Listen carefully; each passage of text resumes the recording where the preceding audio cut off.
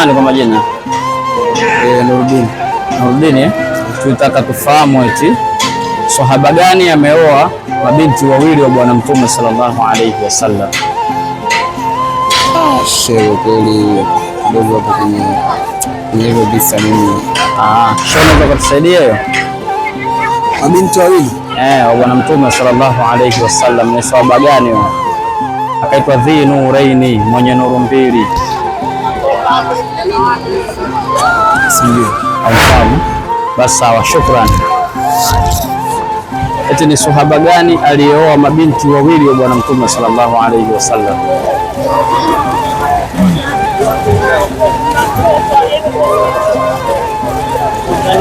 Mkumbuki?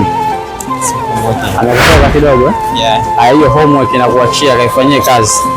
Asalamu alaykum. Wa alaykum salaam. Naam, shehe wangu, sisi na hoja lakini ukipatia tunakupa zawadi, sawa? Kwa majina kwanza unaitwa nani? Majina anaitwa Muhammad Abdallah.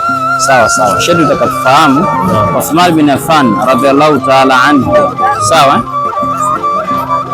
alioa kwa Bwana Mtume sallallahu alayhi wasallam au hajawahi kuoa, na ikiwa alioa mara ngapi?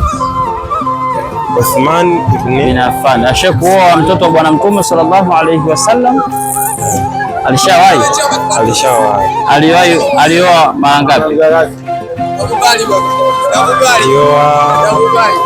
Mara moja. Alioa watoto wawili wa Bwana Mtume sallallahu alayhi wasallam. Sawa, japo kwa swali nimelifanya rahisi tofauti na wengine. Kwanza ni sahaba gani ameoa binti wawili wa Mtume? Ila kwako nimeutajia mpaka jina la sahaba, ila nitaka ungenitajia hapo kaoa hajaoa, umesema kaoa wangapi, ungepata hapo ningekupa zawadi yako. Zawadi yoyote tu. Swali moja tu tunauliza. Wema, tunafanya challenge hapa kidogo, sawa shehe wangu? Kwa majina unaitwa nani? Abdulmalik Hamidu Mbaraka. Mashaallah, kwa nataka tufahamu eti sahaba gani alioa watoto wawili wa Bwana Mtume sallallahu alayhi wasallam? Samahani, ni sawa. Ni sawa? Basi bila samahani, tujitahidi kufuatilia tufahamu. Sawa shehe? Shukrani. Asante sana. Unaitwa nani shehe wangu?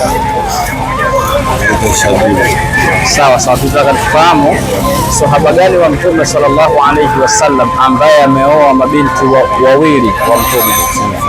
Haujamfahamu? Basi tufuatilie shehe wangu, sawa?